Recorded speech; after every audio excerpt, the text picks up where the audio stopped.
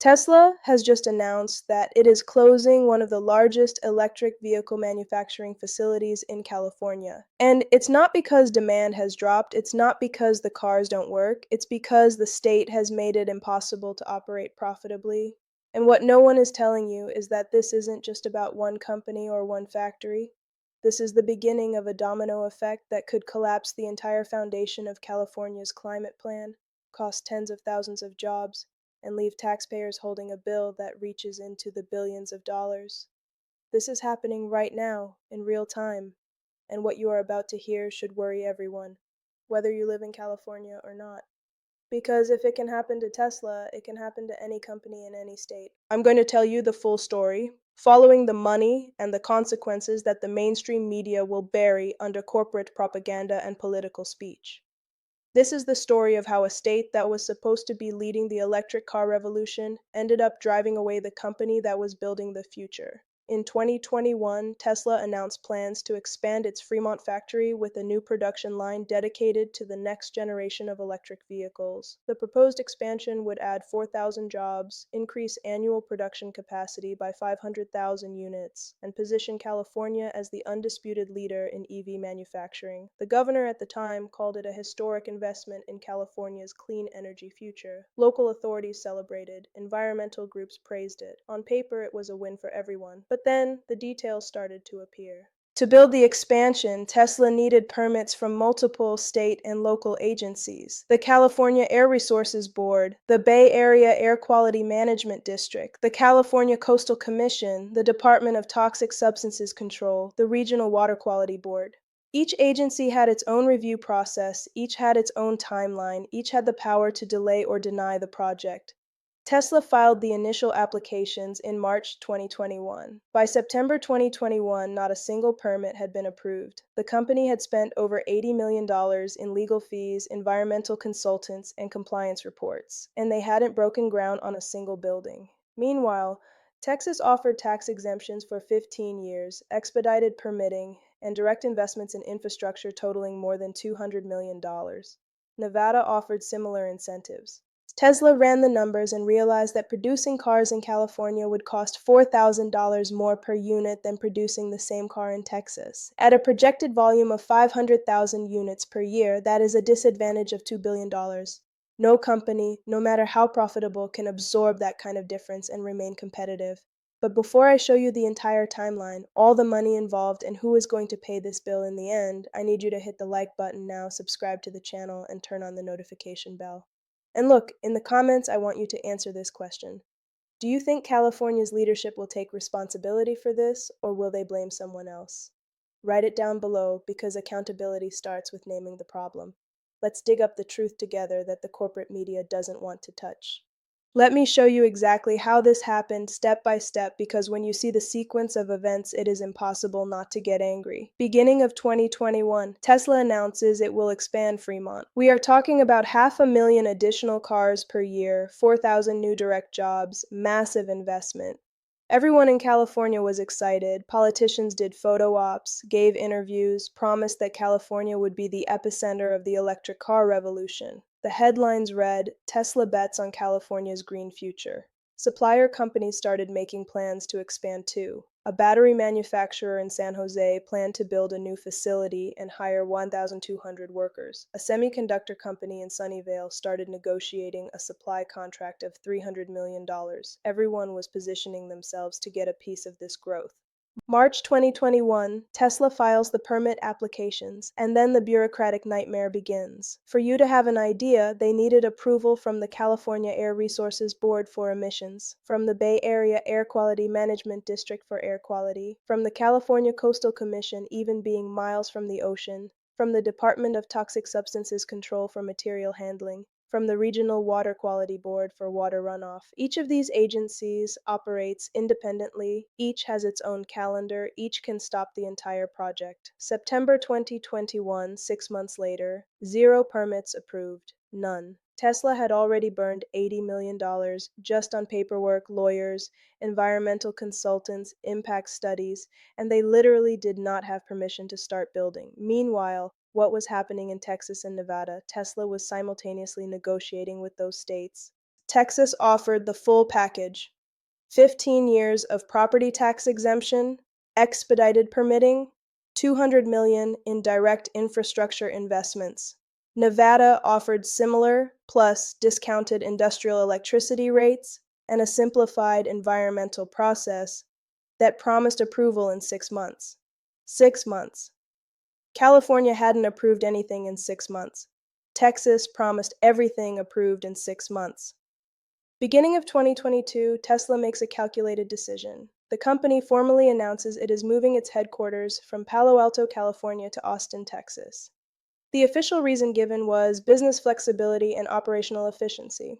But anyone paying attention knew what that really meant. California had become too expensive, too slow, too hostile to do business.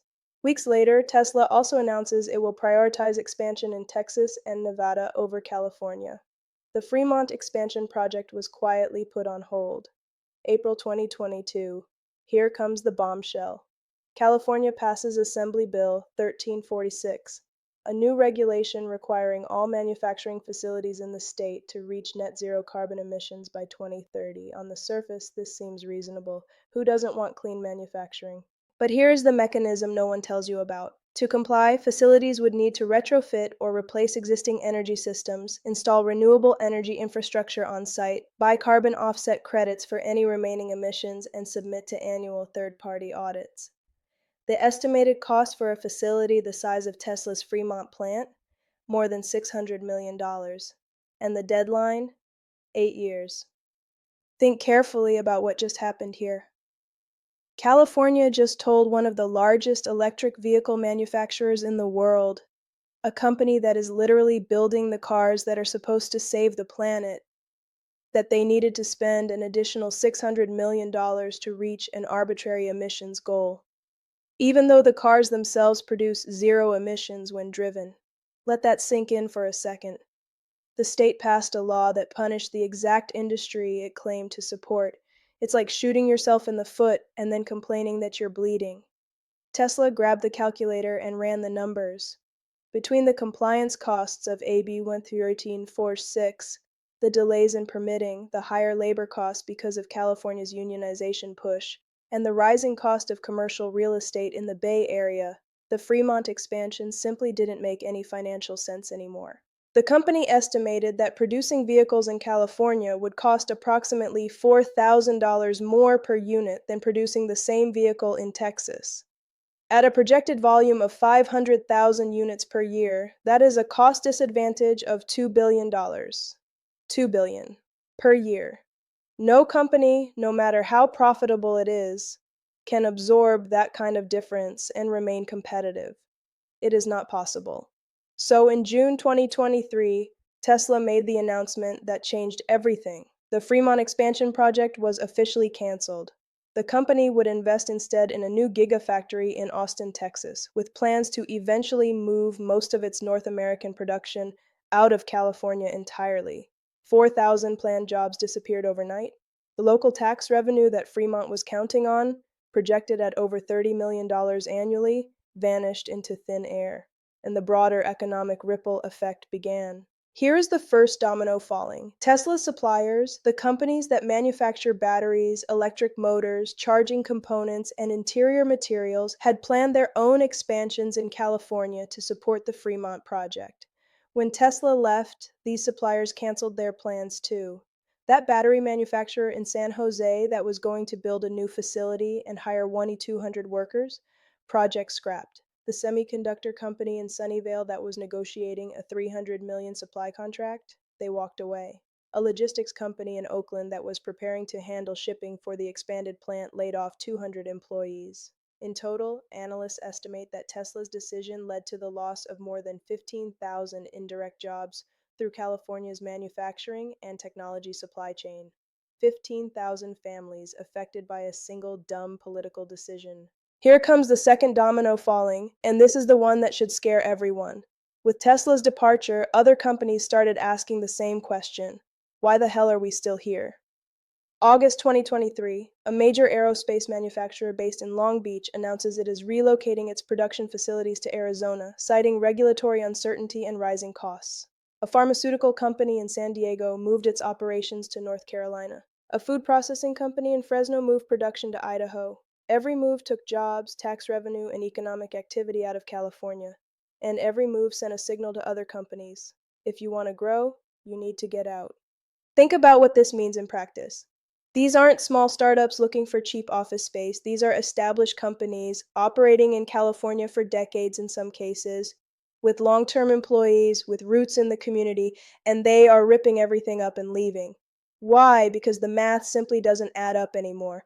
When you add up higher taxes, stricter regulations, more expensive energy costs, more expensive commercial real estate, more expensive labor, and permitting processes that take years instead of months, you arrive at an unavoidable conclusion. You cannot compete operating in California.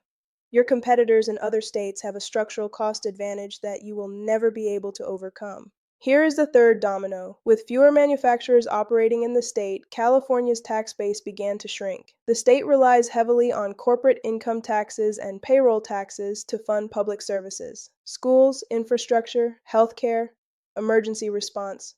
When companies leave, these revenue streams dry up. In the fiscal year 2024, California reported a budget deficit of over $23 billion. $23 billion. The governor proposed cuts to education, postponed infrastructure projects, and raised taxes on the remaining businesses to close the gap. But raising taxes only accelerated the exodus. More companies left. The deficit got bigger. By 2025, California was facing a full-scale fiscal crisis. And do you know what the state's answer is? Raise taxes again. It is a vicious cycle that only accelerates the downward spiral. So let me recap the chain of events here, because it is important for you to see how each piece led to the next. California imposed a complex, slow, and expensive regulatory system on manufacturers.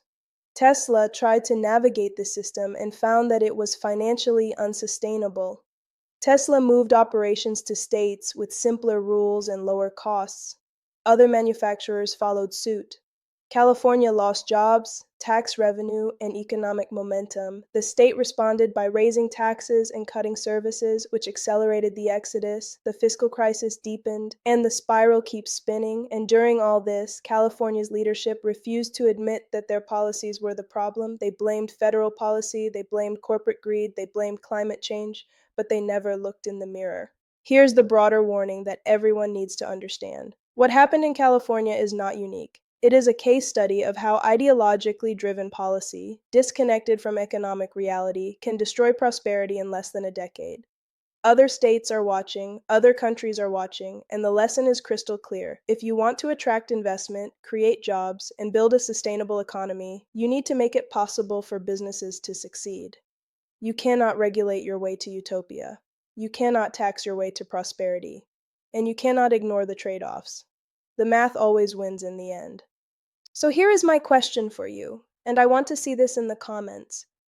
Who do you think is responsible for this disaster? Is it the state legislature that passed impractical laws? Is it the governor who defended these laws? Is it the regulatory agencies that delayed every permit? Or is it the voters who kept electing leaders who promised the impossible? Write it down below, because accountability starts with naming the problem.